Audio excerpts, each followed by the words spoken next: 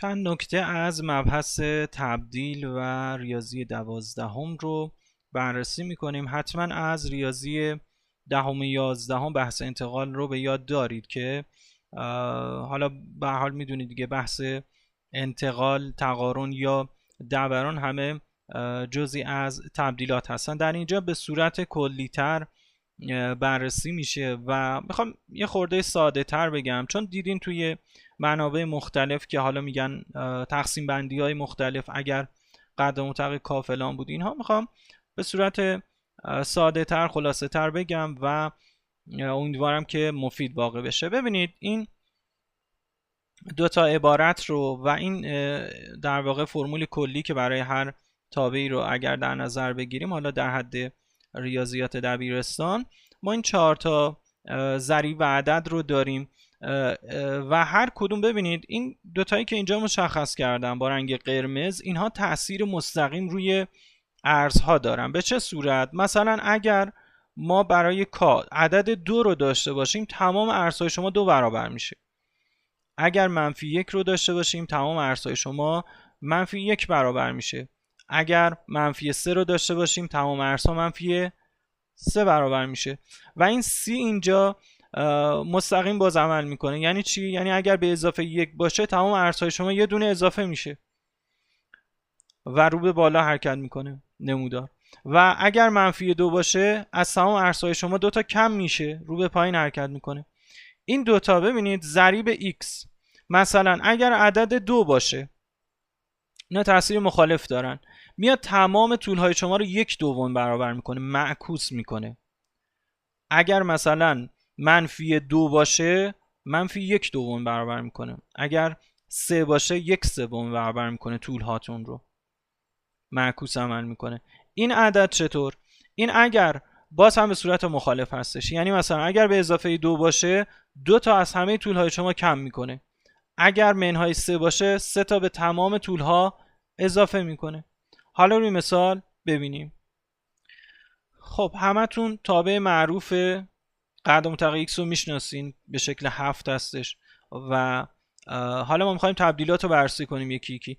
اول 2 قدر مطلق x، ببینید این 2 پشت قدر مطلق، یعنی پشت کل f هست، این روی ارزها تأثیر پیدا میکنه و گفتیم به صورت مستقیم. بنابراین تمام ارزهای ما رو 2 برابر میکنه. به عنوان مثال ما اگر این نقطه 1 و 1 رو که تو حالا ارزش هم 1 هست و طولش هم 1 هست، ارزش رو اینجا کار داریم، ارزش 1 هست در نظر بگیریم. ببینید نسبت به این نمودار قرمز رنگ که همون 2 قدر مطلق x هست رو، ارزش 2 برابر شده. یا اینجا مثلا ببینید ارز 2 بوده شده 4، باز هم 2 برابر شده. تمام رو بررسی کنید همین صورت هستش.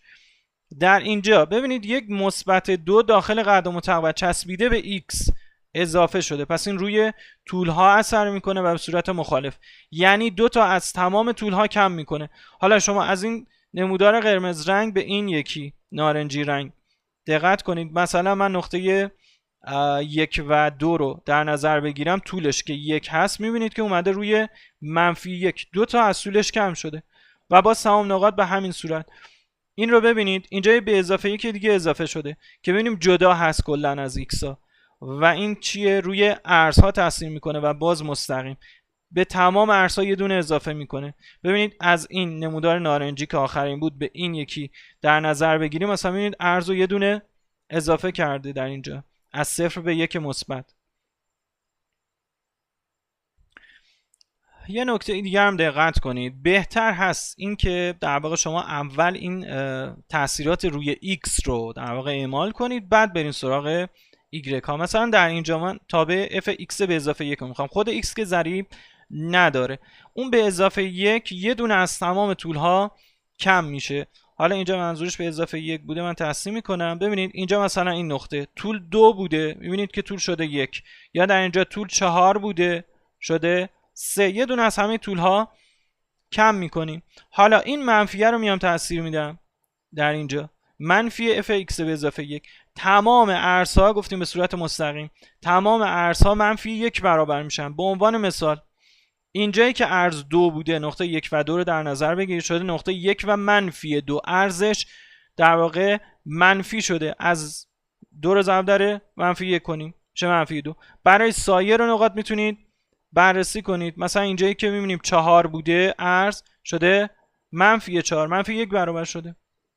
و این 2 هم که باز گفتیم 2 واحد به تمام ارزها اضافه میکنیم. مثلا همین نقطه 1 و منفی 2 میبینیم که نقطه 1 و 0 شده، یعنی ارزش از منفی 2 به 0 در واقع 2 تا اومده بالاتر و 2 تا اضافه شده. یه مثالی دیگه ببینید که با ضرایب هست. اول این ضریب منفی 1 دوم گفتیم به صورت معکوس عمل میکنه، یعنی میشه چی؟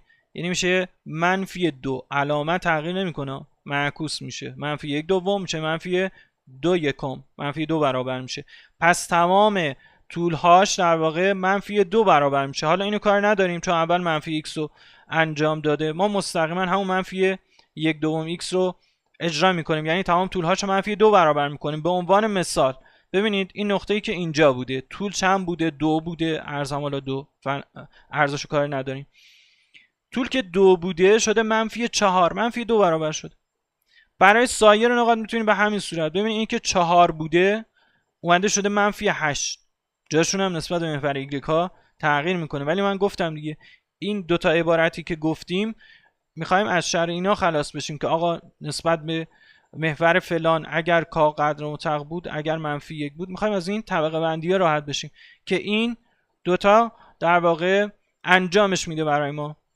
این هم ببینید این 1 دوم fx رو که گفتیم روی ایگرگ ها عمل میکنه رو میخوایم ببینیم. تمام ارزها رو 1 دوم برابر میکنه. از اینجا به اینجا مثلا ببینید اینی که ارز من نقطه 4 بوده 2 تحویل داده 1 دوم برابر شده. اینجا 2 بوده 1 تحویل داده باز هم 1 دوم برابر شده. بنابراین تمام توابع که و تمام نمودارها رو میتونید با همین در واقع دوتا روش که گفتم انجام بدید، چه تابع قدر مطلقی باشه، چه تابع سهمی بار باشه، چه تابع مثلثاتی باشه، چه مثل اینها تابع چند در واقع ضابطه‌ای باشه، میتونید تمامش رو انجام بدید.